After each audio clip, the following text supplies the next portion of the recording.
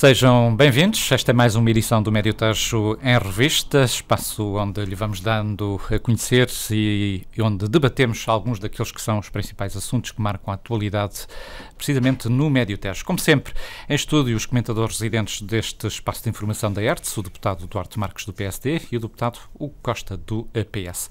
Pode acompanhar-nos aqui em direto nos 92 e 98 FM, no site da ERTS, em radioerts.pt ou ainda através do canal da MEL, carregando na tecla verde do seu comando e inserindo o número 92 98 00. Vamos então à conversa e para destacar desde logo um dos temas que marcou precisamente a semana que passou e que se prende com as declarações do Secretário de Estado da Saúde, Manuel Delgado, que em exclusivo à ERTS abordava a questão do novo investimento na urgência de Abrantes, referindo na altura que Tomar não voltará a ter urgência médico-cirúrgica. Vamos então ouvir sobre este tema os dois comentadores. Eu começava talvez pelo Hugo Costa. Hugo Costa, declarações no mínimo fortes quando as perspectivas eram de facto diferentes ou tinham sido diferentes ao longo dos últimos tempos a propósito desta temática. Bem, muito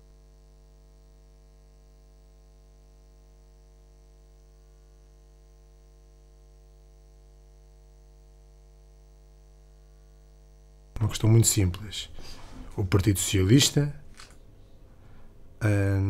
em Tomar, em primeiro lugar, até porque sou presidente do PS Tomar, mas também na Assembleia da República, defendeu sempre, e até através de um projeto de resolução que o Partido Socialista apresentou, a existência de urgência médico-cirúrgica em Tomar.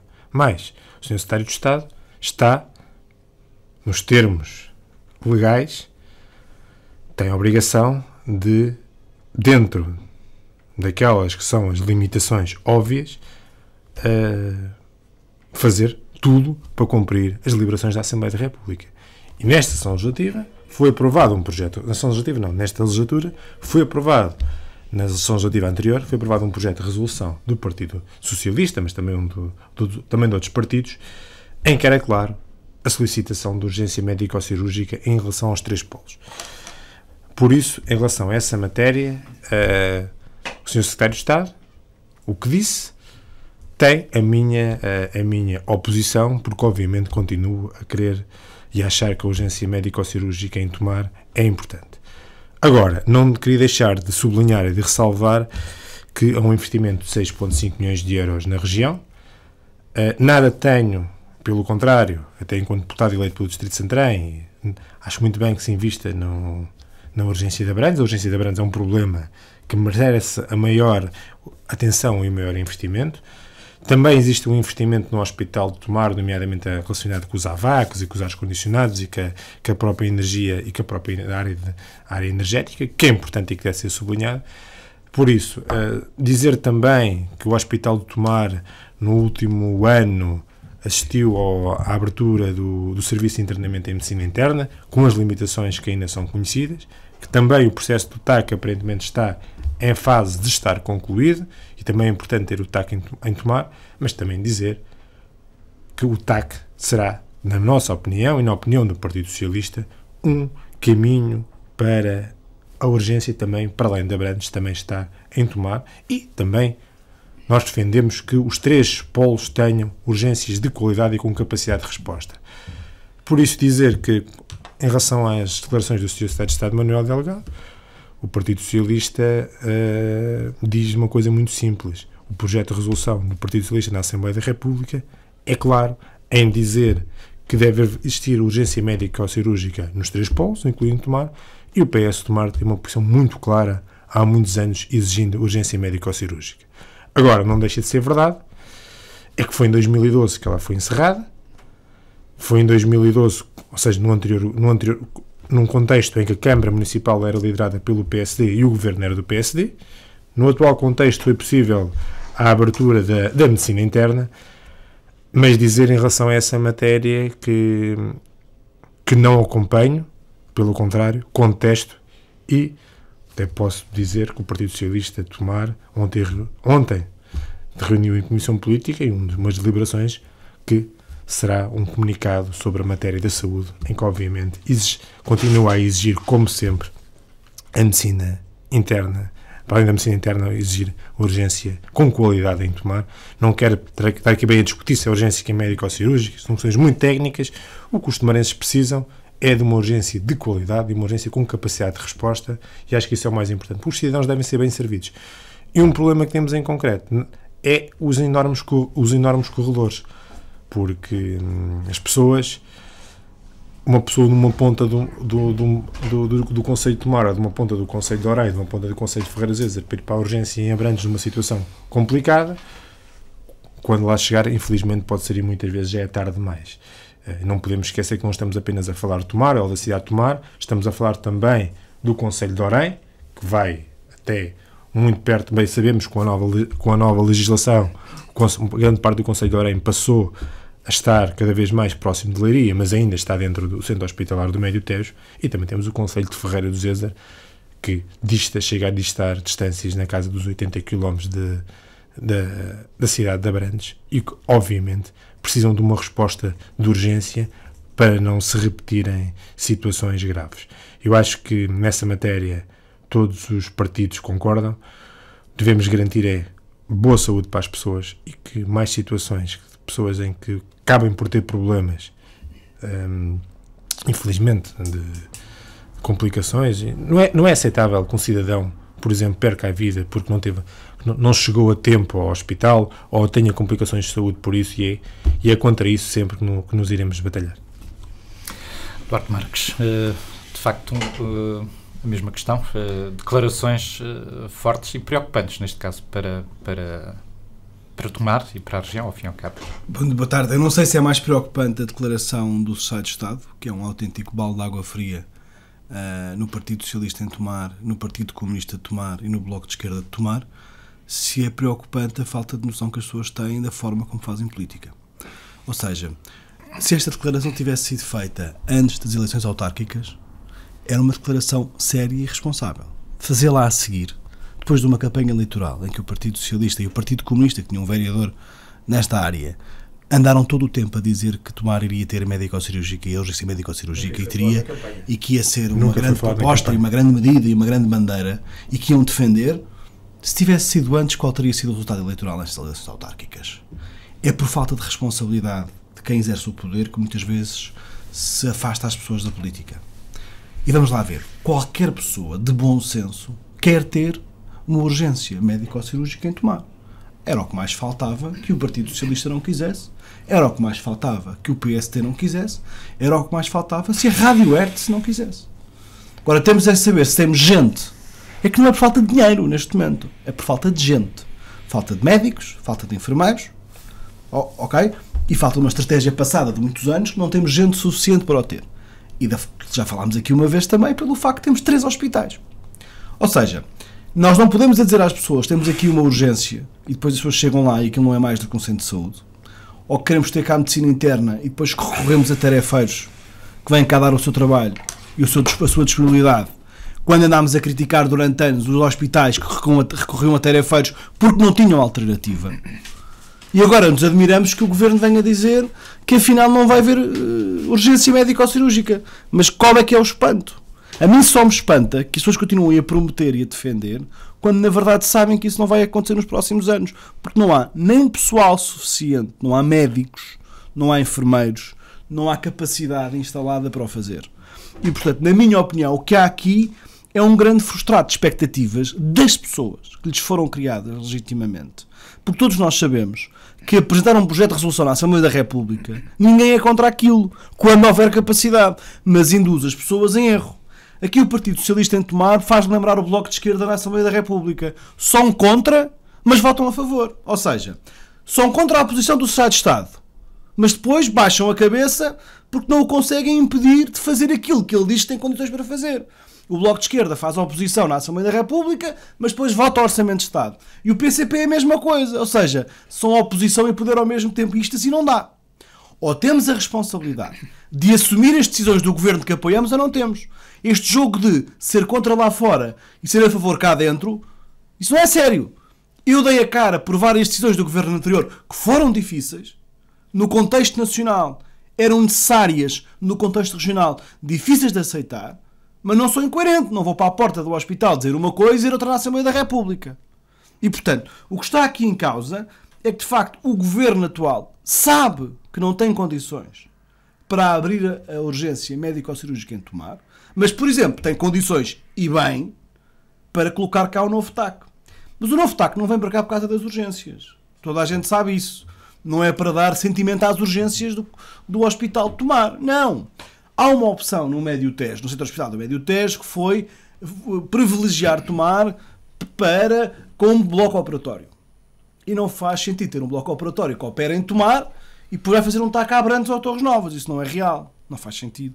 Então a opção estratégica foi de reforçar tudo o que são valências do bloco operatório de Tomar. E para tudo, o TAC vem para Tomar.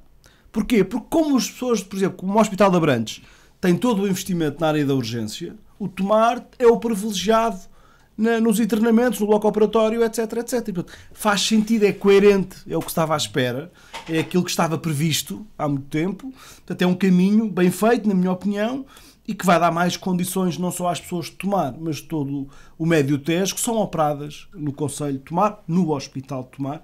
E eu lembro que este hospital não serve só Ferreira do Zézer e Tomar e Orém, serve o distrito todo nas suas condições, e há áreas em que é melhor que os outros da região e do país e que, portanto, se destacam, como por exemplo como os diabetes.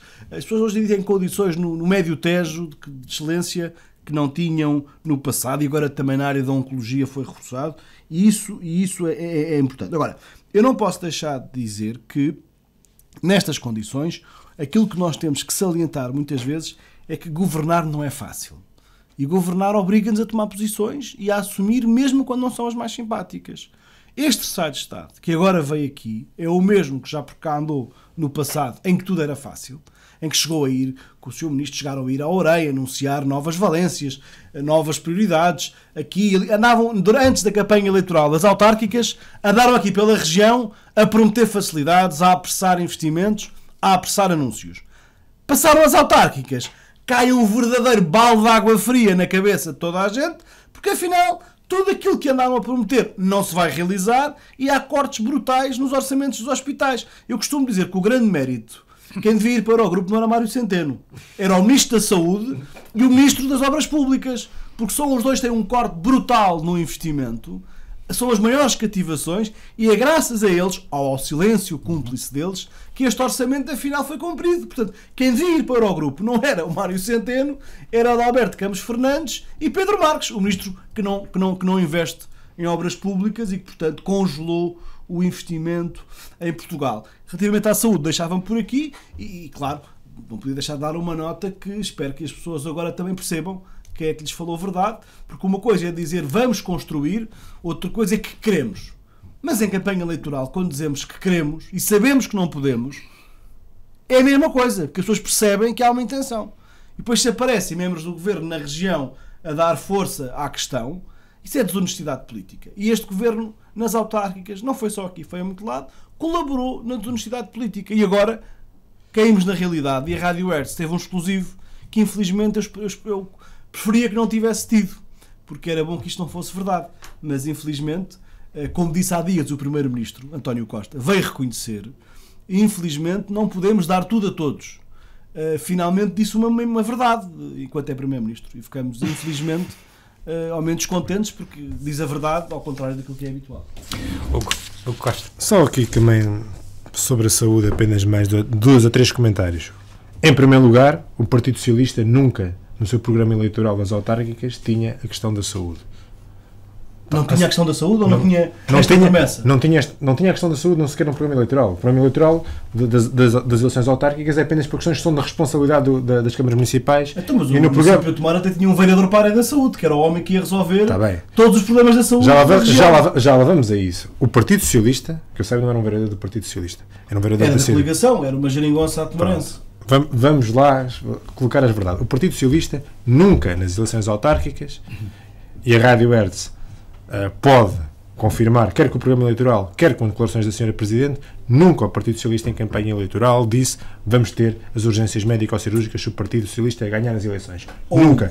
Eu percebo. Nunca. Isso é o que eu chamo a meia verdade. Não, nunca. Uma coisa é dizer, nós nunca prometemos que íamos ter se ganhássemos. Outra coisa é dar a campanha a falar. Não. A campanha nos meses anteriores, não. A dizer Posso, tomar posso, deve ter, tomar deve posso, ter, o que o Governo tem que posso. fazer, e depois isso não acontece. Em relação à matéria, da da urgência médico-cirúrgica, eu sempre defendi a urgência médico-cirúrgica em Tomar. Ainda recentemente, no debate do Orçamento de Estado, voltei a falar desse assunto ao Ministro, com declarações que são públicas. Também estavas nessa Comissão de Saúde, no contexto do Orçamento do Estado, e continuarei a defender sempre, e fui claro, e serei claro, a dizer que discordo das opções do Secretário de Estado. Mas isso fica muito, isso é como o Bloco de Esquerda. Também discorda de muita coisa. E depois, quando é a altura de votar, vota assim. Mas nós temos de ter prioridades. Nunca votarei a favor de uma coisa que diga que seja para encerrar a urgência médico-cirúrgica. Não, encerrar não. Já encerrou. Já encerrou. E quem é que encerrou? Isso foi encerrado pelo Parlamento. Não, foi encerrado pelo Ministro da Saúde em 2012. Pronto, verdade ou mentira? Vou fazer uma pergunta. É verdade. Foi um governo do PSD que encerrou esta urgência. Agora e o PSD de Tomar não veio dizer criar urgência médico-cirúrgica? Mas eu também quero. Então pronto. Se o PS Tomar pedir urgência médico-cirúrgica, não, mas uma coisa é teres a oportunidade, é que não é culpa de não vês o PSD a dizer que o vai fazer ao precisar de resolução. Não vês. A questão não. Vê o que é que o PSD de Tomar fez esta semana. Não. Vê o que é que o PSD de Tomar não são deputados do PSD. Uma coisa é o PSD de Tomar e bem dizer que quer. Eu também quero. Quando houver condições. Agora, se tu achas que há condições no orçamento, isso é uma prioridade para o PS de Tomar, e vais à Assembleia e dizes, no debate do orçamento, isto tem que haver uma médico-cirúrgica a tomar, pronto, mas dizes isso sempre. Então, mas faz uma proposta de alteração ao Orçamento de Estado ou votas contra o Orçamento de Estado. Então dizem, eu não posso estar contra o Orçamento de Estado. Então não faz assim. Não posso falar assim. Eu digo assim, eu quero ter, gostava de ter, mas não ando a fazer campanha em Tomar a dizer que gostava de ter. Faço a minha campanha política durante o meu mandato, mas quando chega à altura do Orçamento, ou me imponho ou não me imponho. Bem, há uma coisa... Outra coisa, e só para acabar aqui a conversa. Não vale a pena. É verdade ou mentira o quê? Que ao longo deste governo o Hospital de Tomar ganhou mais valências do que tinha. Verdade ou mentira? Hugo, é verdade ou mentira? Hugo, todo o país ganhou mais valências. Mas é verdade. Vocês não podem comparar isso Cine interna e TAC. Hugo, o Hospital de Tomar, durante estes 2 anos, há uma coisa que eu te digo, ganhou mais valências, aliás, com a administração que o governo anterior lá colocou. E que o atual governo manteve. E que o Guarda Verde manteve bem, era o que mais faltava. Bem, segundo, teve possibilidade de conseguir fazer investimentos porque não estava falido, já não está falido como estava. Só tem um problema, é que a dívida a fornecedores voltou a aumentar. Agora, nós não podemos ser sérios em política e querer comparar o que é estes 2 anos de governo com os 2 anos de governo do governo PSD-CDS. Foi em 2012 que a urgência médico-cirúrgica foi... É desonesto, Hugo, é desonesto. O PSD em 2012 recebeu para já um memorando de entendimento que o PS negociou. E que o PSD também negociou. Que o PSD disse que ia cumprir e cumpriu. E que o Catroga negociou também. O Hugo não negociou. Chegaram a um acordo negociou. Mas espera aí, o PSD concordou com aquele memorando. Pronto. Nós não saímos de fora do memorando que assinámos. Vocês é que saíram. Porque vocês negociaram-no, saíram dele, não o cumpriram, nós é que tivemos que o cumprir. E mais, ele só existe porque houve um governo socialista que levou vocês votaram contra o PEC, como é óbvio. Não insultes a inteligência das pessoas. É verdade. O país estava a pagar juros de 10%. Os 3 PECs, nenhum foi cumprido, a não ser umas medidazinhas. O país esteve há um mês de não pagar salários. Isso é mentira, portanto, não é sério. Não, isto foi dito pelo Ministro Teixeira dos Santos. Teixeira dos Santos, que era o Ministro das Finanças, já veio assumir Portugal estava há um mês de não pagar salários. Querer comparar um governo que começa numa pré-bancarrota com um governo que entra a seguir a um ciclo de 4 anos, de que já em crescimento, é não ter vergonha na cara para comparar o que não é comparável. Isso é como comparar a capacidade de produção e de instrumentos da Hertz com a NPC e pedir que façam o mesmo. Não, uma gasta milhões e outra gasta o que pode.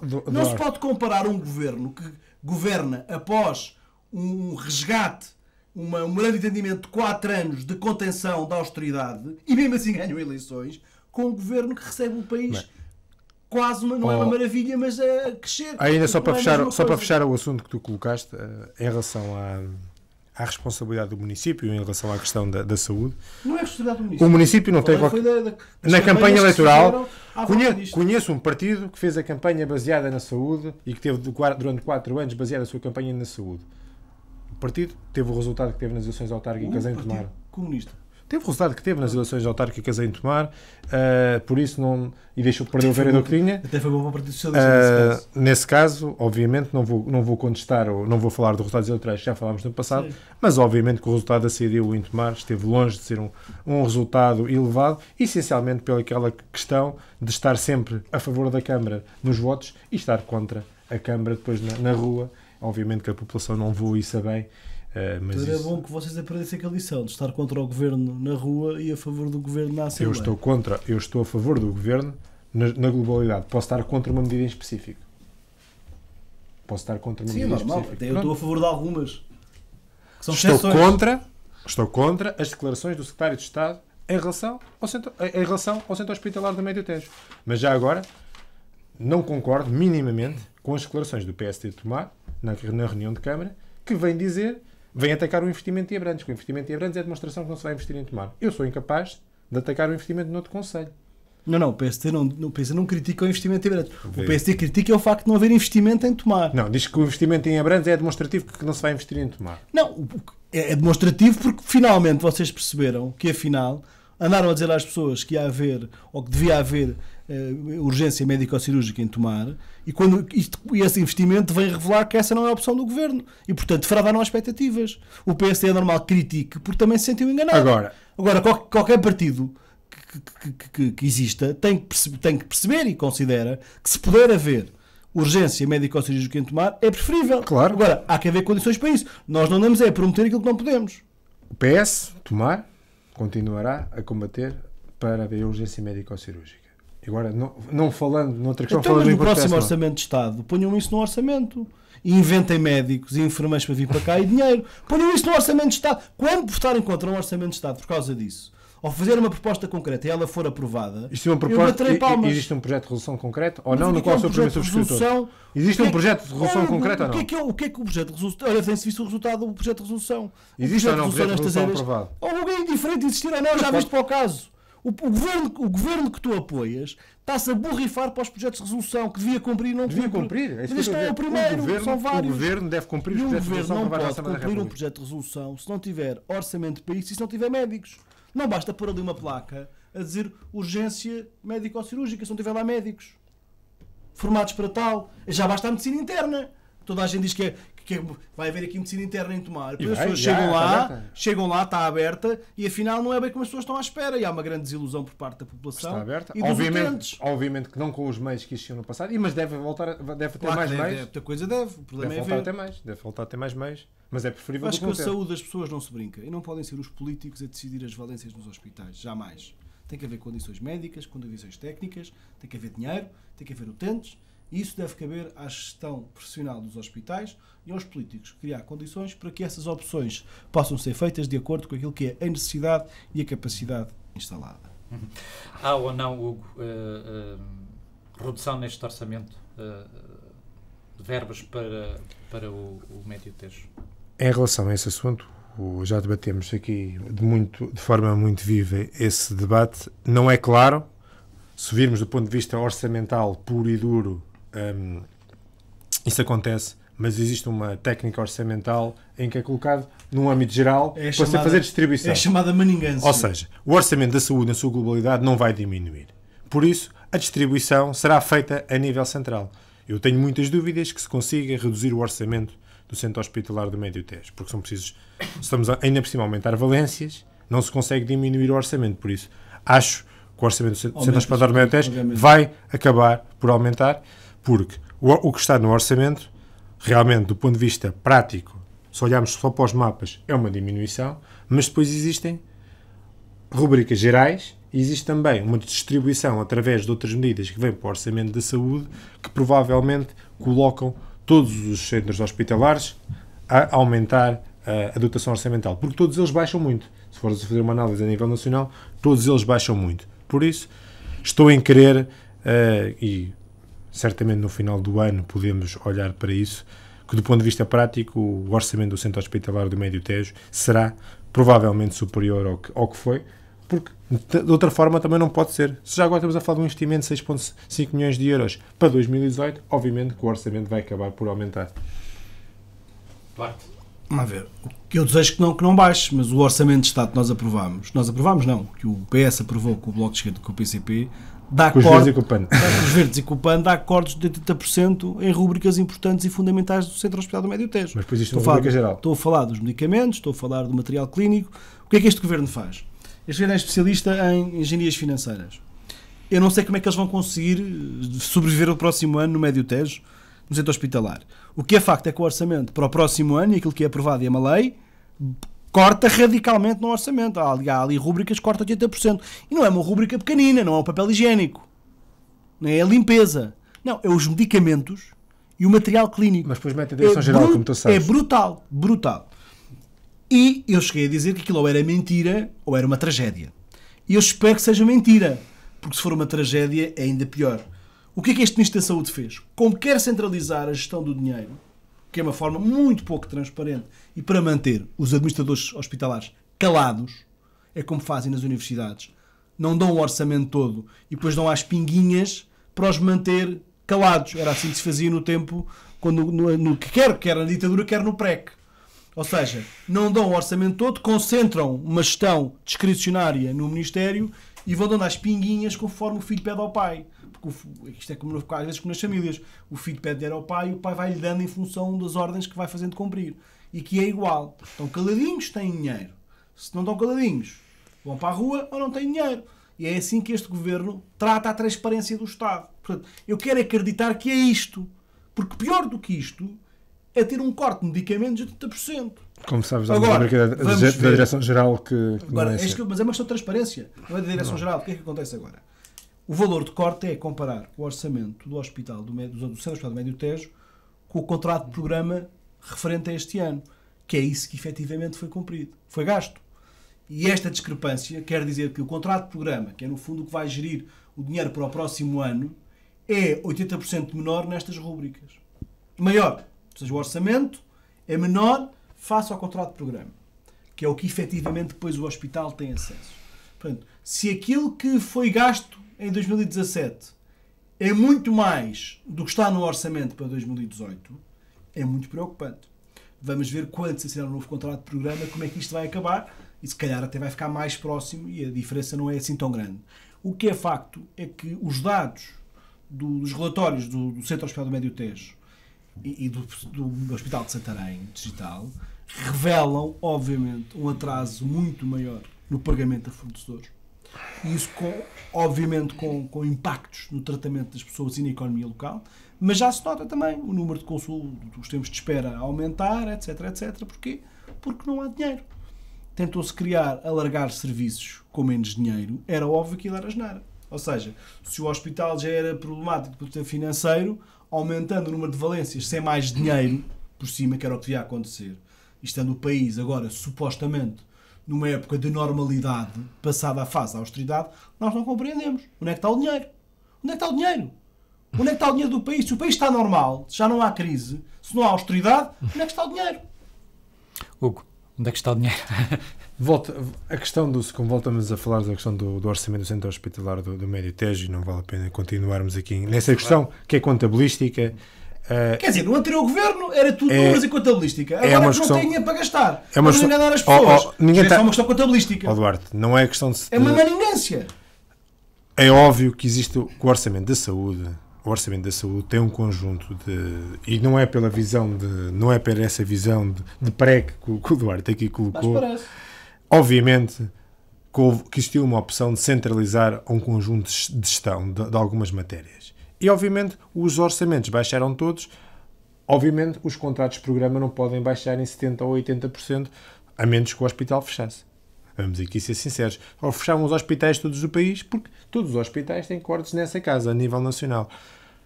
Estou em crer que o orçamento final do Centro Hospitalar do Médio Tejo será na linha do que foi em 2017, ou até um pouco superior, no contexto depois do final do orçamento. É esses os dados que tenho e é isso que espero. Volto a dizer, só o facto de em 2018 existir um investimento de 6,5 milhões de euros no Centro Hospitalar do Médio Tejo, quer dizer que é logo uma rubrica que aumenta muito. No contexto do orçamento global do Centro Hospitalar do Médio Tejo. E a verdade é esta. Agora, é uma discussão que podemos ter... De fundos comunitários, atenção. Claro, eu sei, mas também há uma parte que tem que ser orçamentada a nível da parte nacional. 15%, são 15% ou 20%. Não sei no caso quanto é que é. Agora, a verdade é esta. Temos que ir acompanhando a situação, mas não acredito que exista uma diminuição, até porque o Orçamento de Estado da Saúde colocou pela primeira um aumento, claro, nas rubricas gerais, para existir uma distribuição central e uma melhor gestão de recursos a nível central. É nisso que eu acredito. Acredito que se tentou fazer economias de escala, uma gestão central para poupar a nível de uma gestão global que depois faça a distribuição. É nisso que eu acredito, é assim que eu espero. Porque todos os dados que tenho é que o Centro Hospitalar do Médio Tejo não terá, obviamente, uma diminuição. Porque, volto a dizer, o que está em causa não é uma diminuição de 80% no Centro Hospitalar do Médio Tejo, é em todos os hospitais. O que é curioso é que há aqui uma coisa que nos diferencia. É que o orçamento do Médio Tejo pouco mudou desde o período da crise. E na altura nós dizíamos que era pouco, mas tinha que ser. E queríamos mais. E nós também queremos mais. Agora o Partido Socialista diz que o orçamento é bom, não vai correr bem e que é tudo uma maravilha. Mas obviamente temos que lutar para ter mais. Mas antigamente era uma vergonha. Temos que lutar para ter mais. Agora já é normal, porque as condições... Nunca me ouviste dizer que o orçamento era indecente. Há aqui uma coisa... Não, antigamente é que devia ser indecente. Aliás, a Catarina Martins do Bloco de Esquerda diz que o orçamento da cultura é vergonhoso, mas depois vota a favor de joelhos como se fosse a melhor coisa do mundo. Mas só para terminar este tema, dizer só aqui mais uma coisa. O orçamento da cultura aumentou em relação ao passado. Parece importante. Em relação ao do ano passado, porque o do ano passado era inferior ao do ano anterior. Mesmo no período da Troika, foi maior do que o do orçamento do ano passado deste governo na área da cultura. Só para terminar aqui uma questão. Na área da saúde também, o orçamento, vamos lá aqui ver. Mesmo que orçamentassem mais, que não é o caso, também não quer dizer nada, porque este governo cativa. Cativa orçamento, não cativa as pessoas já cativou no início. Ou seja, isto é a mesma coisa que um pai dizer assim ao filho: olha, vou-te aumentar a mesada, vou-te dar, em vez de dar 100 euros, dou-te 150, mas cativo já aqui 60. No fim de contas, ele ainda perde 10 euros. Isto são as cativações. Cativações são novos orçamentos em que não se pode gastar o que está orçamentado. Ou seja, há um conjunto de palermas que vão lá votar. Vamos lá todos. E depois, afinal, o orçamento que nós votamos é aquilo menos X. Não é bem assim. E a malta diz que sim. O Bloco de Esquerda diz que sim. O PCP diz que sim. O PS diz que sim. Há uma coisa que nós propusemos, e de acordo com o Bloco de Esquerda, que é pelo menos para que o Governo mensalmente... Não vai haver cativações na saúde. Tenha que dizer quais são as cativações. Onde é que estão? Mas como tu sabes, foi aprovado ou não que não há cativações na saúde? Foi aprovado contra a vontade do Partido Socialista. Mas foi aprovado ou não que não há... Foi, por uma proposta do Bloco de Esquerda, proposta apoiada logo pelo PSD. E o PS não votou contra essa proposta. O PS não votou contra porque percebeu o PS votou a favor dessa proposta de não haver cativações na saúde. Correta ou não? O PS votou a favor de uma proposta quando percebeu que o PSD, o Bloco de Esquerda e o PCP iam impor isso. Porquê? Porque se sentiram defraudados. Porque durante este mandato... Não há cativações na saúde. Não há... A partir de agora. Não há cativações na saúde no orçamento de 2018. A partir de agora. Houve em 2017. Houve em 2016. Em 2018 não há cativações na saúde. Não há porque o Bloco de Esquerda, o PCP e o PSD e o CDS e o PS, sentiram enganados durante este ano porque o Governo de manhã dizia que tinha X orçamento para esta área e depois afinal Mário Centeno cativava. Isto é de uma falta de transparência. Mas para 2018 não há cativações na saúde. Estamos a falar de 2017. Há aqui uma coisa que parece relevante. Nada vale falar de transparência na política quando temos um orçamento de Estado e uma gestão do Ministério das Finanças. O grande milagre de Mário Centeno é muito simples. Orçamentou muito, não deixou gastar muito do que orçamentou, fica bem visto perante os parceiros porque pôs lá no orçamento, mas depois vamos comparar o executado com o orçamentado e não tem nada a ver. Eu quero ver quando for para o grupo como é que vai ser, porque isto aqui só resulta cá por duas razões. Porque o PCP e o Bloco de Esquerda estão calados, estão frouxos e não contestam e camuflam isto tudo. Porque quando eles deixarem de camuflar, a verdade virá ao de cima, porque deixa de ser o PSD que é ressabiado ou falar do diabo e as pessoas vão ver que aquilo que nós fomos alertando, nós tínhamos razão. O PCP e o Bloco de Esquerda camuflaram os erros deste governo ao longo destes últimos 2 anos. E a fatura está a chegar. Já chegou ao PCP, já chegou ao Bloco de Esquerda e em breve chegará aos portugueses, infelizmente.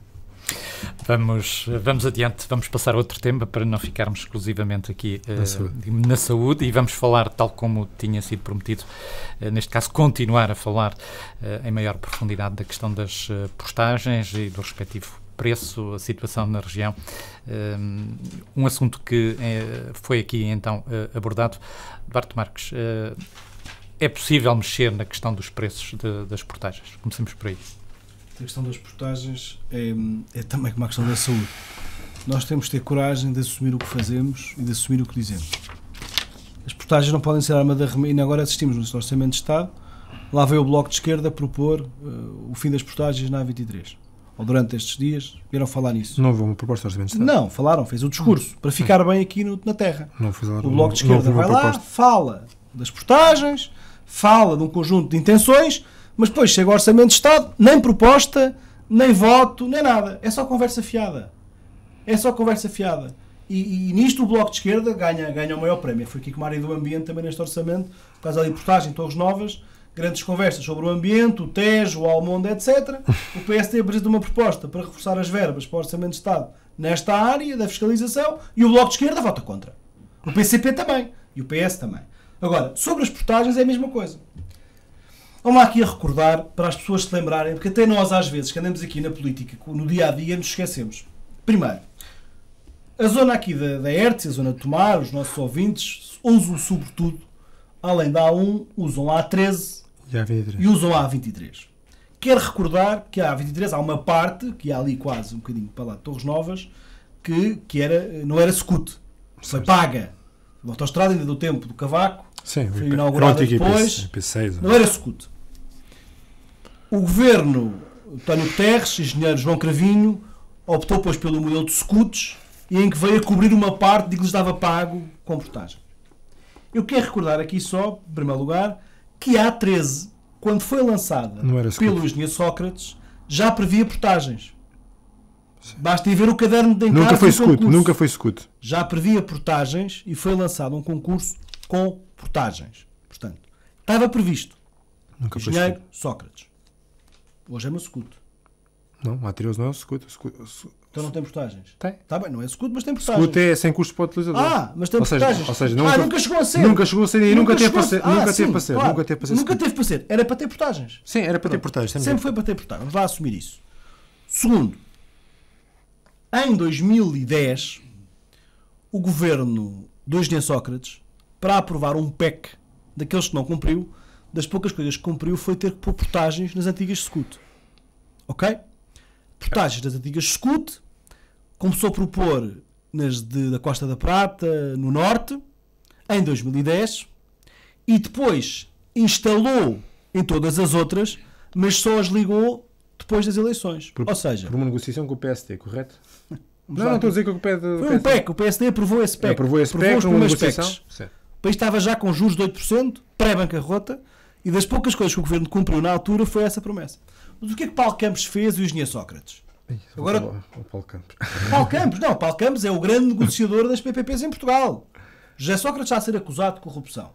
Foi um secretário de Estado socialista que disse assim na Assembleia da República, num à parte. Isto, parênteses, já lá vou. O à parte é o resultado de uma discussão no Parlamento em que ele assume que colocou os pórticos para as portagens, como colocou na A23, e colocou no resto das ex-SCUT todas, mas só os ligaram depois das eleições. Ou seja, só depois da eleição é que iam a pôr as portagens. Isto para dizer lá à Assembleia, não, queriam que eu ligasse os pórticos antes das eleições. Estamos a perceber as portagens, os pórticos, esses contratos todos, são do tempo do engenheiro Sócrates. Vamos só recordar Paulo Campos. Pôs os pórticos e não os ligou e confessou na Assembleia, não, queriam que eu os ligasse antes das eleições. Só para que não fiquem dúvidas. Isto é verdade ou não é, Hugo? Em relação a ele ter aberto só depois das eleições, é verdade. Pronto, só para não ver. Em relação ao parte do Paulo Campos, não me recordo. Eu não estava lá, contaram. Mas não estava lá, por isso toda a gente se lembra, não vou houve comentar. jornalistas que pegaram nisso. Não vou comentar uma parte em que não estava. Até só reconheço a frontalidade dele, mais nada. Porque no resto é um ser desprezível. Mas vamos à outra questão. O PSD, quando toma posse, percebe-se que tinha havido uma data de negociações e de alterações nos contratos das PPPs.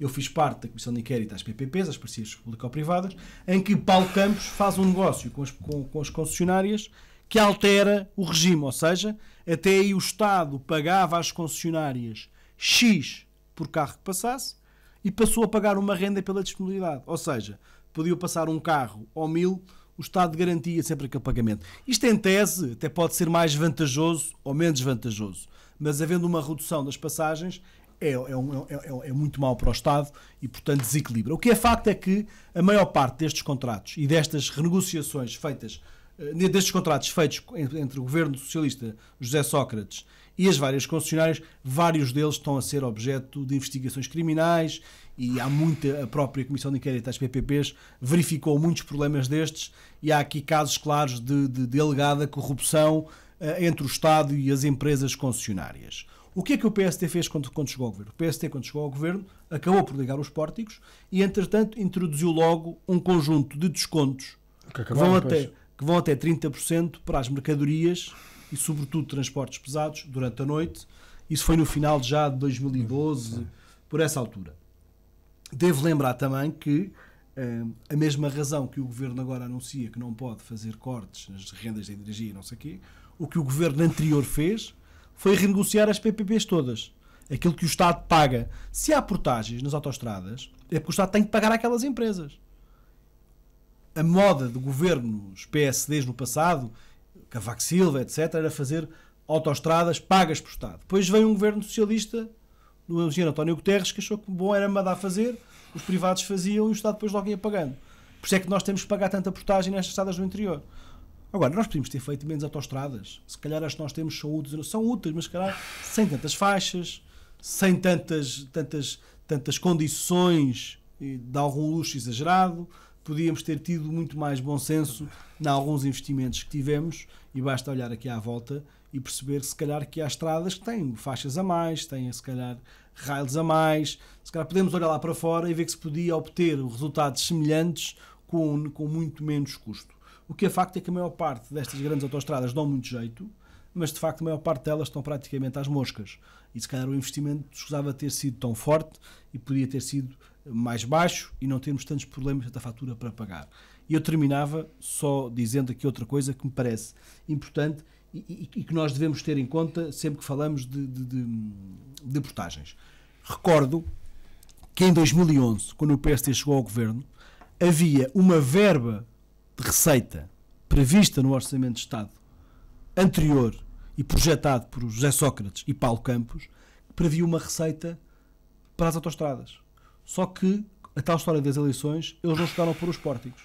E, portanto, havia que preencher também um buraco orçamental brutal que derivava do facto de o Governo ter colocado no Orçamento de Estado uma receita com base nas portagens, mas como havia eleições, não as ligaram. Isto é uma artistice monumental. É uma artistice monumental.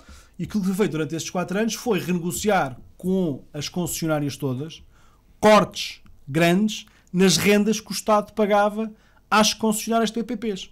Ou seja, foi renegociado entre o Estado e as empresas privadas que têm contratos leoninos de PPPs, curiosamente, a maior parte deles feitos pelo atual Ministro Adjunto do Primeiro-Ministro, Dr. Cisa Vieira. Foi ele que fez a maior parte destes contratos pela parte dos concessionários e, portanto, foi renegociado entre o Estado e estas empresas a baixa dessas condições, obviamente com cedências no Estado também, ao nível de algumas manutenções, de algum nível de exigência e que se estender também para poder baixar os custos que o Estado tem e logo os contribuintes quando pagam impostos, quando pagam portagens, etc, etc.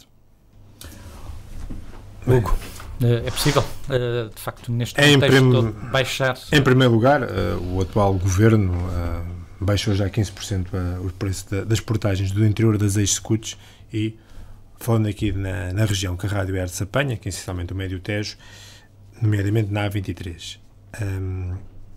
E baixou 15% e o atual Ministro Adjunto anunciou no Orçamento de Estado que seria possível durante o ano 2018 uma nova baixa. Não concretizou o valor da baixa e estamos expectantes para perceber se é ou não possível uma nova baixa, além dos 15% que já foram feitos em relação às antigas scuts. Em relação à A13, sendo uma autoestrada do interior, não é uma antiga scut. E às vezes também a comunicação social, da forma como baixou a A13 e não baixou a A23 e não baixou a A13, tem a ver com questões até jurídicas, e a A13 nunca foi uma scut, do ponto de vista jurídico nunca foi uma scut. O que o Duarte disse é absolutamente verdade. O caderno de encargos nunca previu que fosse uma scut, não é uma scut, nunca foi, ou seja, sempre teve para ser custo para o utilizador. Se devemos procurar que a A13 tenha também baixas, porque é uma autoestrada muito cara, que é a autoestrada mais cara por quilómetro. Está a 23. A 13 está mais cara, está muito mais cara. Estamos de acordo, porque devemos procurar, obviamente, porque uma viagem entre Tomar e Coimbra, que são 60 ou 70 km, fica um preço relativamente exorbitante e que não devemos, e que realmente é elevado e obviamente acho que podemos trabalhar e se calhar todos em conjunto, os partidos, os autarcas, fazer junto do Governo esse aviso. Agora, qualquer medida, e isso também é importante às vezes esclarecer, porque também vejo na comunicação social algumas notícias sobre se baixa na SCUT, estranhamente não baixou a A13. A A13 nunca foi uma SCUT do ponto de vista jurídico, nunca pude. O facto de haver uma norma que diga que as antigas SCUTs baixam 10% ou 20% ou 25% nunca afetaria a A13. Obviamente que devemos trabalhar para a A13 baixar. Até porque a A13, que faz a ligação de Tomar-Coimbra, tem um conjunto de problemas, para além de ser uma autoestrada que foi muito cara a ser construída, devido aos grandes viadutos que tem outro problema que hoje passa por regiões muito desfavorecidas do ponto de vista económico, até pelo Pinhal Interior, que foi vítima também dos incêndios, que estão, por exemplo, ali com os concelhos de próprio Pedrógão, Acião, Castanheiro de Pera, são servidos pela A13 e, obviamente, que poderá fazer algum sentido, nesse contexto, alguma pressão, ou muita pressão, para também, com uma eventual baixa que o Governo venha a fazer das SCUTs, também, de alguma forma, se faça repercutir na A13. Agora, é importante que seja dito uma coisa, é que a A13 nunca foi uma SCUT, logo, uma norma jurídica que diga antigas SCUTs vão baixar 15% ou 20%, nunca pode repercutir diretamente na A13. Terá que ser sempre um processo jurídico autónomo, e certamente o Eduardo concorda comigo, que uma baixa das portagens numa antiga SCUT nunca será automaticamente para a A13. Está bem, mas o Estado não pode... Está bem, mas uma coisa é dizer que não pode ser a SCUT. Claro. Mas agora, se o Estado a autoestrada, pode baixar se quiser. É isso que eu estou a dizer. O Estado pode baixar e devemos batalhar, se o Estado, se tiver condições, para baixar o preço da portagem da A13, que obviamente é muito elevado e atravessa regiões com grande dificuldade económica. Em relação à história das PPPs e em relação a esta história toda que aqui foram colocadas, em primeira instância, dizer que, obviamente, as PPPs e as parcerias público-privadas, seja na área rodoviária, na área ferroviária, na energia, na saúde, tipicamente não correram bem nem em Portugal, nem praticamente em país nenhum, porque muitas vezes o Estado acaba por ficar com a responsabilidade financeira e as empresas acabam por ficar com o lombo. Historicamente, foi assim que aconteceu na maioria dos sítios. Não é bem assim. Mas historicamente tem sido assim. Não, e na maioria dos países também aconteceu assim, na Inglaterra também aconteceu assim na área dos transportes. Em alguns casos. Repare, as PPPs na área da saúde, algumas até são boas. Certo. O Hospital de Braga é um bom exemplo. Correram mal em muitas situações as PPPs e outras correram bem. O problema é quando quem gera, quem está da parte do Estado, não é sério. Deixa-me continuar. Não é forte. Obviamente que as PPPs devem, a ser negociadas, que é um instrumento jurídico que pode ser feito, a ser negociadas, devem sempre salvaguardar o Estado. Obviamente que essas parcerias público-privadas na área rodoviária foram feitas tendo como base estimativas de tráfego que não eram realistas, vamos aqui ser sinceros, independente de ter sido qual foi o governo que as colocou a PPPs. Não é independente, Hugo. A primeira SCUT é mais cara a SCUT, como tu sabes, até foi feita por um governo PSD, que era Ponte Vasta Gama. E até corre bem, já reparaste. Mas é a mais cara e foi a primeira. Então, mas foi a primeira e corre bem, não é? Foi da Ponte Vasta Gama. Cheio de carros. Foi Ponte Vasta, mas dá prejuízo. É Ponte Vasta Gama. Claro que há de dar prejuízo, o problema não é esse. Deixa-me continuar. O investimento em SCUT é um investimento fácil para o decisor político. Infelizmente, muita gente não teve o bom senso de exagerar. Isto é como uma droga. Houve gente que se viciou nisto. Deixa-me continuar. Em relação, obviamente, que as PPPs tiveram um conjunto de dificuldades para o Estado. Mas também dizer que as estradas, muitas delas eram necessárias. Há quantos anos é que Tomar lutava por uma estrada para Coimbra? Hoje é fácil dizer que a estrada para Coimbra não tem ninguém, mas durante 20 anos em Tomar dizia-se que era necessário uma autoestrada para Coimbra. A verdade é essa, e as populações tinham todo a legitimidade. Não sei o que ia estar a dizer que as estradas eram normais. Agora, em relação às PPPs, eu nunca disse que a A13 nunca devia ter portagens. Disse que devia ser baixa. Em relação às PPPs, também dizer que o anterior governo tinha falado em ter baixo 2,5 mil milhões de euros de PPPs. segundo os dados do atual governo, baixou 700 milhões de euros. Segundo os dados... Neste ano, por ano. É que o Pedro Marques diz uma coisa, o PSD dizia assim, conseguimos renegociar 4 ou 5 mil milhões de euros, dependendo dos casos, nas rendas e nas negociações com os PPPs. Nos anos da duração. Certo. Dá 700 em alguns anos, 400 noutros anos. O Pedro Marques, como é um artista e é um manipulador de dados, diz assim, não, o governo do PSD aumentou 5 mil milhões, baixou 5 mil milhões de euros, dizem eles, ao longo dos 20 anos da duração, e o Pedro Marques diz, não, foram só 700. Deixa-me concluir. Temos de terminar esta hora. Hugo. Agora, dizendo o seguinte sobre esta matéria, obviamente que existiram erros nas PPPs e eu nunca me vão ver a dizer que as PPPs não tiveram erros. Agora, em relação à baixa das portagens, o atual governo já baixou 15%, julgo que toda a gente considera positivo. Se foi possível baixar 15% é positivo. Claro.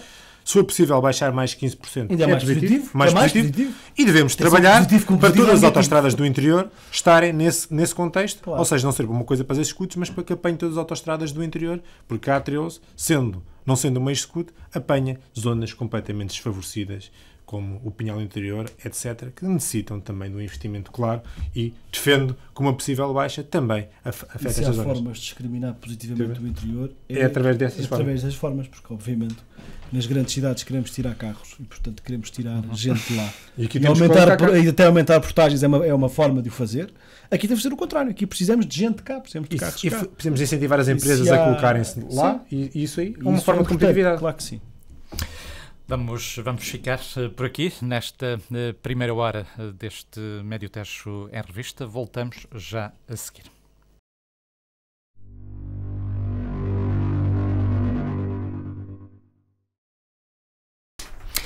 Retomamos este Médio Tejo em Revista e vamos para o tema, para esta segunda parte do programa. Vamos falar de ambiente.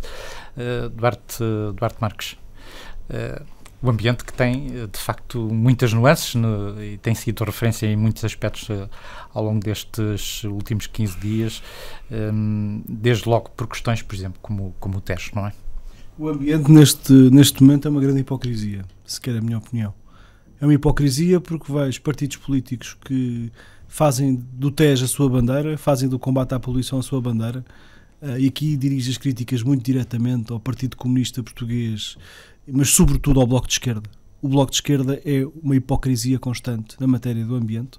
Os próprios Verdes, que são o partido supostamente ambientalista e não o são apenas uma caixa de ressonância do Partido Comunista, e também um bocado ao Partido Socialista e até o próprio CDS, que se absteve.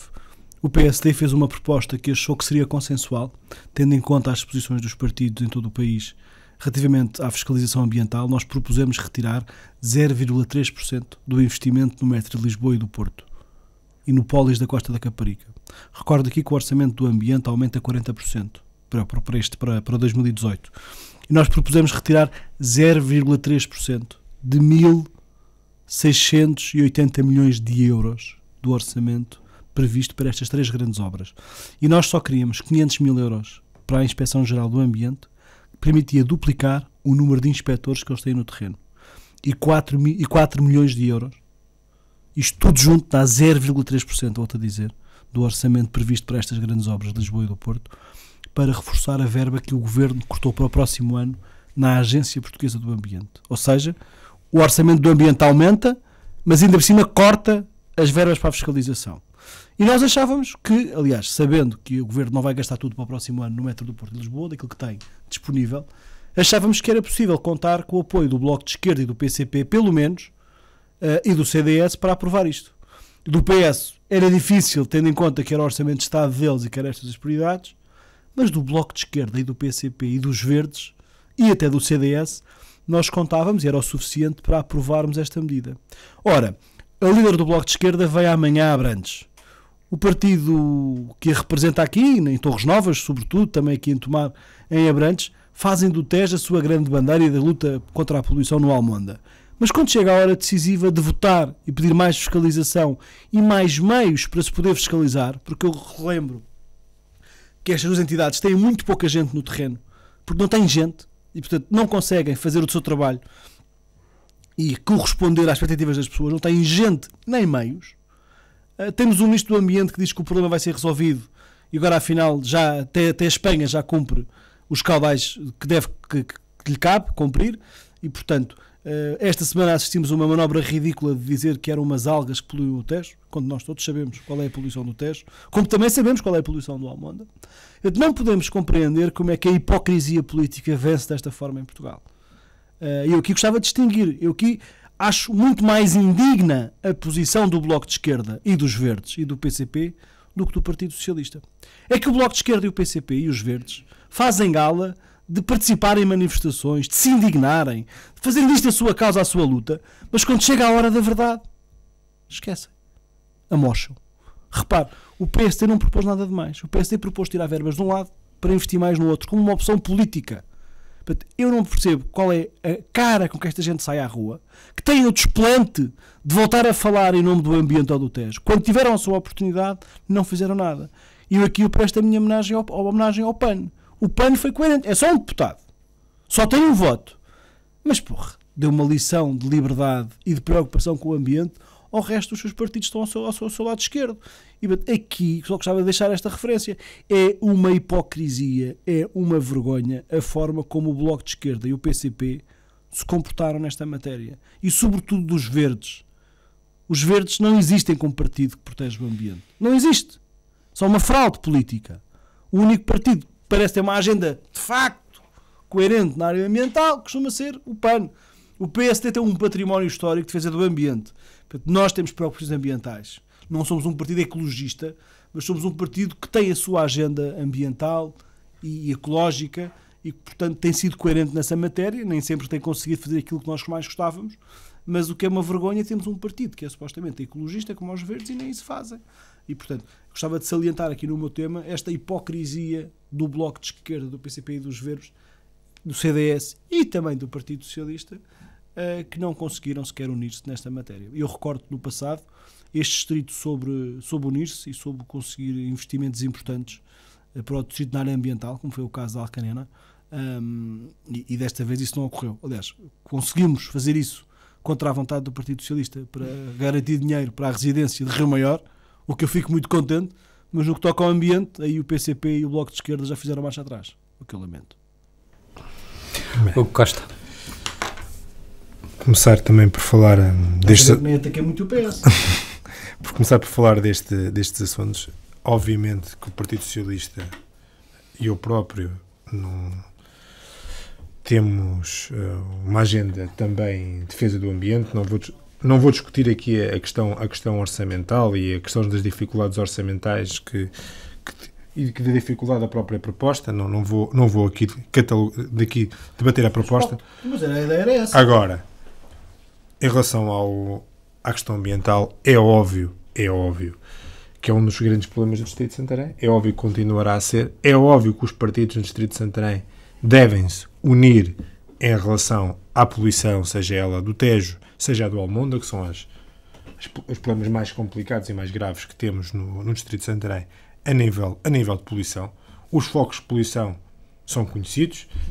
Obviamente que dizer que a poluição veio das algas vale o que vale. Não, qualquer pessoa que percebe que existem focos de poluição muito concretos e que vêm de indústrias muito concretas. Ressalvar que em relação agora à Centro-Oliva, realmente houve uma posição de força e bem para aquela empresa deixar de ser um foco poluidor. Obviamente que existe outro foco poluidor muito complicado em Vila Velha de Ródão, que é a Celtejo, que está reconhecido como um foco poluidor.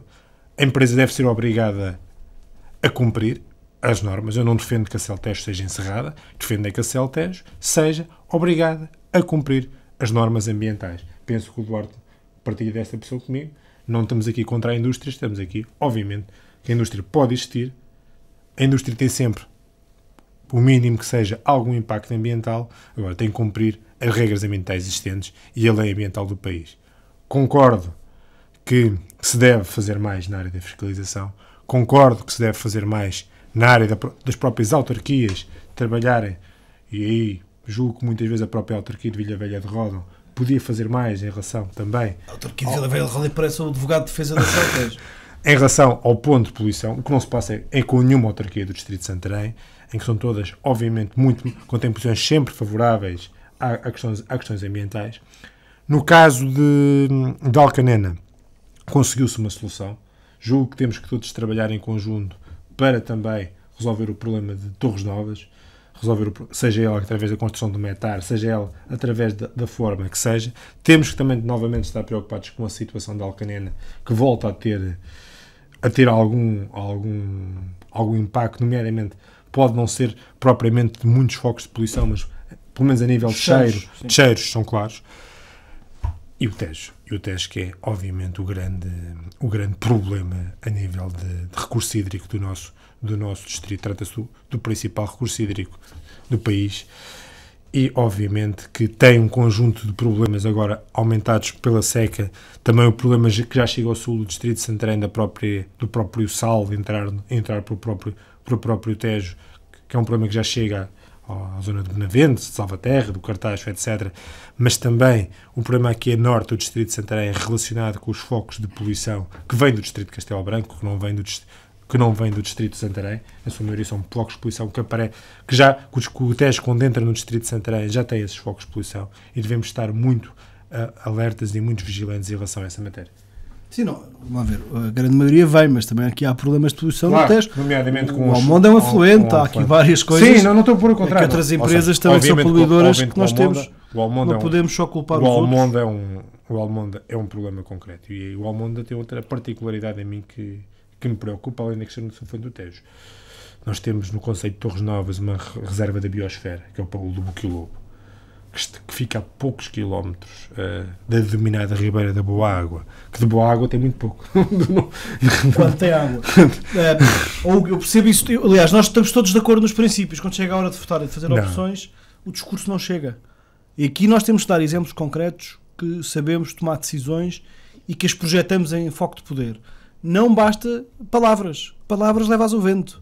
Nós podemos ter um discurso muito romântico sobre o ambiente. Quando chega ao momento certo, temos que atuar. Eu aqui às vezes, acontece muitas vezes aqui, menos do que eu esperava, mas mais do que eu acho justo. Mas temos que viver com isso. Muitas vezes quando eu falo sobre o Tejo, e eu tenho uma postura muito agressiva nesta matéria, e noutras é um estilo que tenho, diz, mas estava escaladinho quando era o teu governo. Não, isso não é verdade. Aliás, fico sempre contente quando alguém vem lembrar, não. O Duarte, já na altura do governo do PSD, falava disto. Mas eu também falo do Tejo mas uma coisa é falar. Eu cheguei a fazer. Quando era deputado da maioria, fiz várias perguntas, críticas ao governo, pedidos, e sempre que houve matérias que tinham a ver com o Tejo, nós obrigámos o governo a fazer melhor. Agora, quando há propostas concretas para melhorar a fiscalização, para aumentar as verbas, para tomar decisões, nós temos que ser coerentes. Nós não podemos calar-nos. E aquilo que eu esperava dos partidos do governo era que tivesse uma sensibilidade. Ora, quando a poluição está a aumentar, e atenção que a poluição aumentou muito nos últimos 4 anos. Sim. Não é de há 10, sempre houve poluição. Últimos 4 anos aumentou muito a poluição do Tejo. E, portanto, nós temos de ter capacidade para nos impor. E os empregos não são tudo. Se não houver pessoas, não há empregos. Estamos de acordo. A linha de prioridades é ao contrário. Temos que conseguir conciliar. Agora, como é que um governo que diz que o combate à poluição é uma prioridade? Temos um ministro que é um fala barato, que está sempre a culpar o governo anterior de tudo e não faz nada. Não decide nada, é só grupos de trabalho, é só conversa, é um fanfarrão, que já veio ao distrito várias vezes, mas depois, medidas concretas, zero. É só conversa. Porquê? Porque é um fanfarrão. Porque acha que com o discurso consegue embalar as pessoas. E tem o desplante de apresentar um orçamento de Estado que corta nas verbas para a fiscalização. Se a poluição estivesse a diminuir, se estivéssemos em crise financeira ainda, podíamos cortar em muita coisa. Na fiscalização não convinha muito. Mas se a poluição está a aumentar, se é visível o aparato da poluição, como é que tem a coragem de cortar meios que já são escassos? Se há coisa que os técnicos se queixam já há vários anos, é da falta de meios. Quando há margem para aumentar os meios, quando há margem para aumentar os fiscais, até porque, entretanto, foi saindo gente, não se faz nada. Aliás, esta é uma questão que se resolve injetando meios financeiros caso, e recursos de fiscalização, digamos assim. Há aqui um exemplo muito concreto. Que há até uns tempos a APA tinha um fiscal, eu vi ao mesmo, já que disse isto uma vez. Eu vi no Covilhã, depois vi aqui na Ponte Sor, depois vi, era sempre o mesmo. E eu pensei que era só aquele. E este homem era criticado por vários ecologistas. Eu sou só eu não consigo estar em todo lado, eu não consigo estar em todo lado ao mesmo tempo. E há tecnologia hoje que permite controlar melhor as empresas, ter mecanismos que são injetados, que são colocados nas portas de saída dos efluentes, nas condutas, e se tivermos mais gente no terreno é mais fácil. Ora, a APA e o Gamaote nem sequer barcos próprios têm para chegar ali ao Tejo e aparecer lá. Este é daqueles casos que a ineficiência vem muito da falta de meios. E às vezes não é preciso muitos meios. Repare, nós temos avançado um orçamento na área, por exemplo, do metro do Porto e de Lisboa, eu vou recordar, 1.670 milhões de euros. Eu só pedia 500 mil euros. Isto nem para as portas do metro dá. A proposta tinha dificuldades. É uma coisa pequenina. Se fosse uma proposta fácil, o próprio CDS tinha votado a favor da proposta. Não, o CDS não votou na proposta por uma razão muito simples, Hugo. Porque a Ação São Cristas anunciou que queria 20 estações de metro em Lisboa, que é outra coisa que é ridícula. Que foi a Ministra do Ambiente. Ficou tudo fechado, ficou tudo refém das promessas loucas do metro de Lisboa. Eu falei com os deputados do PCP, falei com os deputados do Bloco, falei com toda a gente. Falaste comigo também. É impossível. Quer dizer, eu até contava, era que o PCP e o Bloco, eu até acho que o Hugo até rezava, para eu não estar aqui agora a dizer isto, o Hugo até preferia que o Bloco tivesse estado a favor e o PS, já que e o PCP, porque ao menos tinha sido aprovado. Eu tenho a certeza que o PS já assim, ainda bem que vocês aprovaram isso contra a nossa vontade, porque eu não podia fazer mais que o meu partido não deixava. Eu tenho a certeza, genuinamente, que o Hugo e o Gamário e a Idália do PS, até se pudessem ter ajudado a convencer o Bloco e o PCP a votar a favor disto, ficavam contentes. Mas não, foi o rolo compressor. Sabe que aqui existiu um rolo compressor neste Orçamento de Estado? Já disse isto há dias. Votaram o PS, o Bloco e o PCP votaram contra todas as propostas do PSD, é verdade. E do CDS, mas sabe porquê? Que é mais ridículo ainda. Porque eu não percebi esta razão. É como a história do IMI para as casas que arderam. Este governo, esta coligação de esquerda. Não vamos entrar nessa discussão. Não vamos entrar nessa discussão. Chumbou 2 vezes uma proposta que isentava de IMI as casas que arderam. Como tu sabes, o IMI é isento pelas câmaras municipais, estás a meter nas autarquias locais, no domínio das autarquias locais. É só quando dá jeito. Repara, quando a Teresa Leal Coelho disse da campanha de Lisboa... Estás-te a colocar no domínio das autarquias locais. Não estou nada. Qualquer autarquia pode ou não isentar. Quando a Teresa pode isentar a 100%. Pode isentar naqueles casos. Quando a Teresa Leal Coelho, na campanha para Lisboa, disse que queria acabar com o IMI e torná-lo a zero, o PS fez uma campanha a chamar-lhe ridícula. Que aquilo a Câmara nunca podia fazer aquilo. Agora, afinal, já pode. Podem, há uma coisa, instituições concretas do Código do CIMI prevê que naquelas situações possam ser isentas. A única forma de garantir que em todos os concelhos do país, com casas ardidas, as pessoas não pagavam o IMI, era através de uma lei da Assembleia da República. Era através do Orçamento de Estado. E sabe porque eles estavam a favor? Não é verdade. Não foi porque... É verdade, é assim. Qualquer município pode isentar o IMI naqueles casos. Um de cada vez, a Assembleia Municipal, aqueles casos, excepcional, 1 a 1... Todos os municípios. O IMI é uma receita dos municípios, não é uma receita do Estado. Correto ou incorreto? E agora faço-te a pergunta. Não é uma receita do Orçamento do Estado. De garantir que isso era feito para todas as câmaras municipais. Era através do Orçamento do Estado ou não? Mas obviamente que as câmaras municipais vão fazê-lo. Obviamente, ainda não vi nenhuma a fazer, das que arderam. Vamos ver se fazem. As câmaras do PCP e do PS, também aqui para o sul do distrito, são contra o IMI e têm o IMI mais alto do distrito. Basta ver, olha, vai ir a Câmara de Alpiarça, a Câmara de Salvaterra. Já agora, tomara, tem um IMI mais baixo do que a média do distrito. Já agora tem uma boa oposição aqui em Tomar. Tem uma boa história do PSD aqui em Tomar. Não tem a ver com isso, tem a ver com a opção política. Temos uma das mais baixas taxas do IMI do distrito. E do rolo compressor. Até havia câmaras, a Câmara de Nação tem uma taxa, era baixa, há muitos anos, a taxa mais baixa do país, também é uma zona desfavorecida e, portanto, tira tem um mínimo possível. Mas não pode ter 0. Não, tem 0,3 no mínimo. Mas não pode ter 0. Sim, sim. Mas pode isentar em casos específicos. Não pode ter 0. E no caso dos fogos, e, portanto, a questão era que, obrigatoriamente, todas as casas que arderam não tivessem que pagar IMI. E neste momento atual, todas têm que pagar. E todas têm risco de pagar. Agora, vamos ver o que é que cada Câmara faz. Uma coisa eu tenho a certeza. Se tivessem aprovado isto na Assembleia da República, nenhum proprietário de casas ardidas pagava IMI este ano e para o próximo ano, independentemente da cor partidária da opção de cada Câmara. Mas eu ia acabar com a explicação do rolo compressor, que é para percebermos como é que esta gente decide.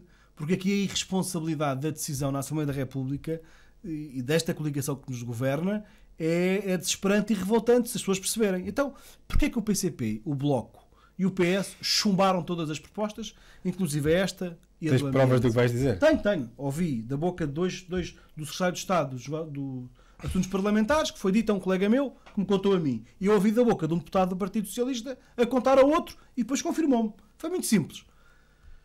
Tinham 6 propostas do PSD para aprovar. O PS. E o Bloco de Esquerda e 5 do CDS. O Bloco de Esquerda tinha outras 6 propostas, ou 7, do PSD que queria votar a favor. E outras 5 ou 6 do CDS. E o PCP tinha mais um conjunto de propostas do PCP e do Bloco de Esquerda, e do PSD e do CDS que queriam aprovar, mas não coincidiam. Ou seja, não coincidiam, não eram as mesmas. Isto queria dizer o quê? Que o Bloco de Esquerda, o PCP e o PS queriam, em termos somatórios, aprovar 30 e tal propostas da oposição. O que dava mais do que as propostas da própria coligação. Quando o PS estava no governo, quantas propostas do PS é que eram aprovadas? Houve até ao fim. Algumas foram. Houve até ao fim. Uma por ano. Qual é que foi o único acordo que conseguiram chegar? De chumbar tudo. O mínimo denominador comum da coligação foi assim: só conseguimos chegar a acordo numa coisa, então não aprovamos nenhuma e chumbamos todas. E assim foi, chumbaram todas. A única proposta que nós queríamos que passasse, que passou de facto, foi porque foi o PCP a apresentá-la, que foi a residência de estudantes de Rio Maior, contra a vontade do PS. Eu assim... Também é o quê? Também é mentira, mas já posso explicar. É mentira? É mentira, sabes perfeitamente que havia uma proposta para aumentar as residências. É mentira, mas foi aprovada ou não foi aprovada? Foi aprovada, mas não foi contra a vontade do PS, mas pronto. Mas o PS chumbou ou votou a favor? Posso falar da proposta? Chumbou ou votou a favor? Posso falar da proposta a seguir? Chumbou ou votou a favor?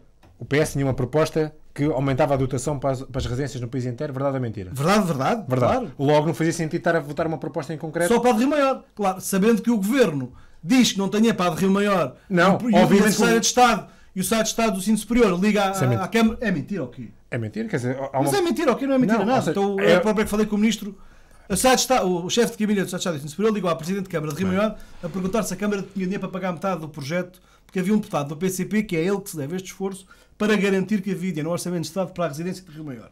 E a Presidente de Câmara respondeu, obviamente, que a Câmara dará todo o dinheiro para a construção que for necessário, mas para o projeto não cabe à Câmara dar. E foi António Filipe que fez a proposta, sabendo que o PSD ia votar a favor e o Bloco de Esquerda também, e o CDS também, que ainda se queria abster, para forçar aquilo. Porquê? Porque uma coisa é o Ministro dizer assim: dá no Orçamento de Estado aumento das verbas para a construção de residências.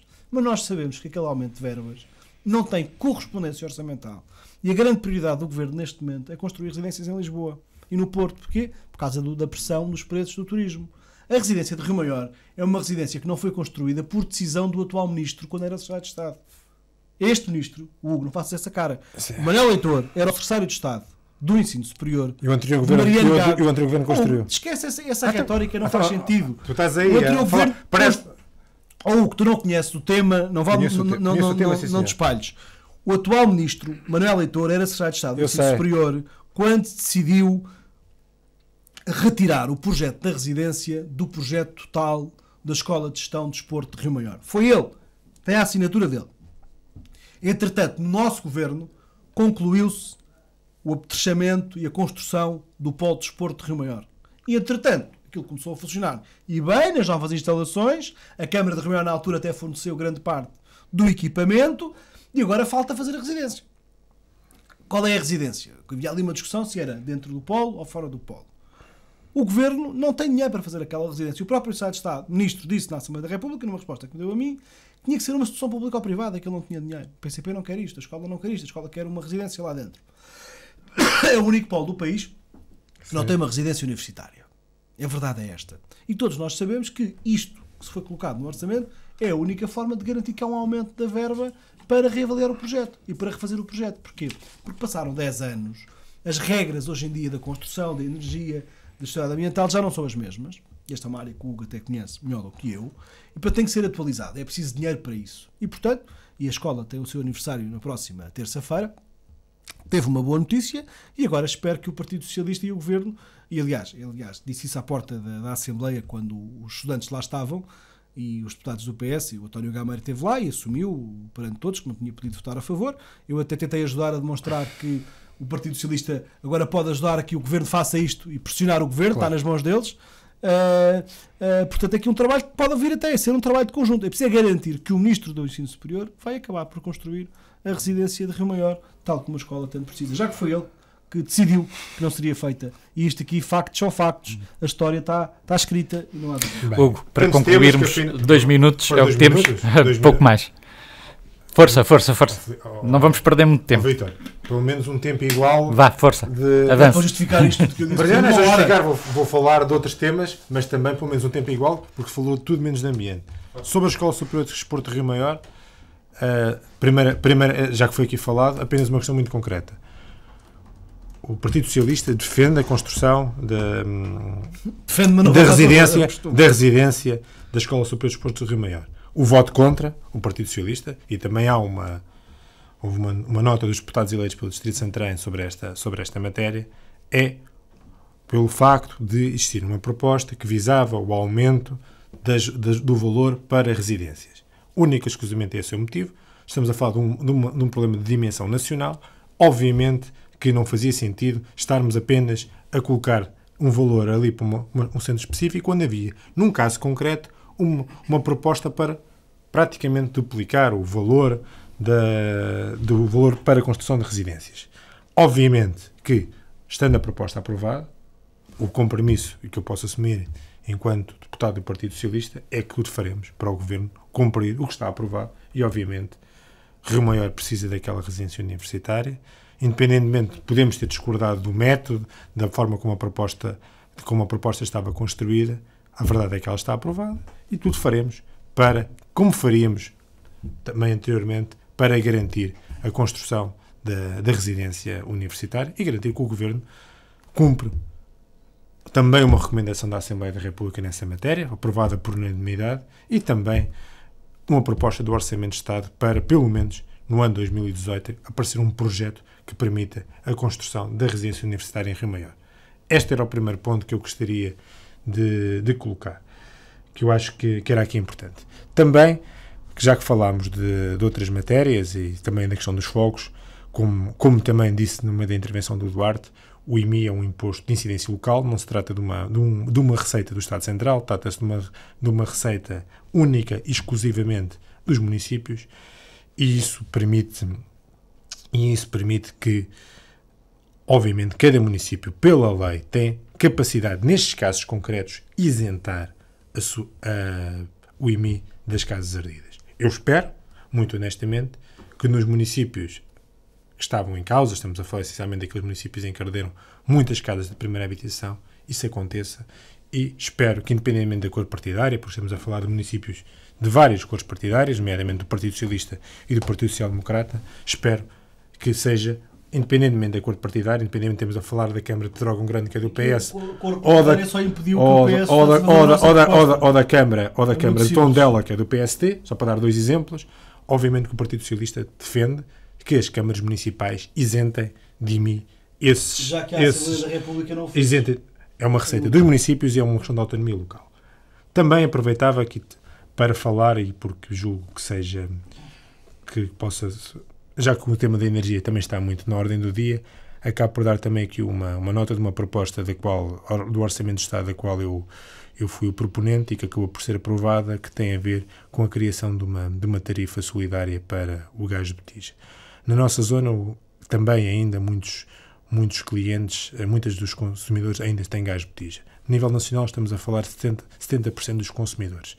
Não era justo os clientes de gás natural terem acesso a uma tarifa social e os clientes de gás de propano líquido efeito, mais conhecido por gás de botija, não terem acesso. E acho que é uma medida que será importante porque chega onde é necessário chegar.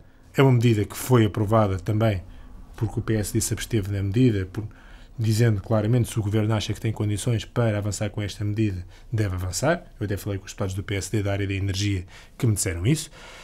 Teve os votos favoráveis do Bloco de Esquerda, teve o voto contra do PCP porque defende uma fixação administrativa de preços e teve o voto contra do CDS porque discordava também da forma como a medida estava proposta. Agora é importante, acho que é relevante, dizer que também na área da energia, independentemente desta questão que foi muito falada das rendas das renováveis, há mais vida na energia além desta história muito concreta e neste governo conseguiu-se, por exemplo, uma tarifa social que chega hoje a 800 mil famílias, também conseguiu-se cortar nas rendas da energia, um trabalho que já tem sido feito ao longo dos últimos anos, que é importante que se diga que o déficit tarifário no início deste governo estava em 5 mil milhões de euros, hoje está em 3,6 mil milhões de euros. Porque as rendas de energia foram reduzidas. E porque os juros baixaram. Não te falei disso. E os juros baixaram. O anterior governo... Vocês não cortaram €1 nas rendas de energia. É mentira.